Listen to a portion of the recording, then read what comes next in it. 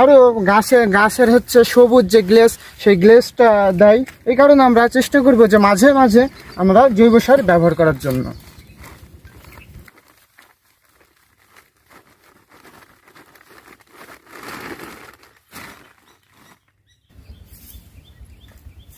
জৈব সারের যদি আমরা ট্রাইকোডার্মা ব্যবহার করি তাহলে কিন্তু আমাদের অনেক ভালো হয়, যেহেতু ট্রাইকোডার্মা মাটির ছত্রাকনাশক, কৃমিনাশক আরও বিভিন্ন কাজ করে। আমরা প্রথমে এই পেঁপেতে লাগানোর প্রায় 1 মাস পরে আমরা কিন্তু প্রথম রাসায়নিক সার প্রয়োগ করেছি।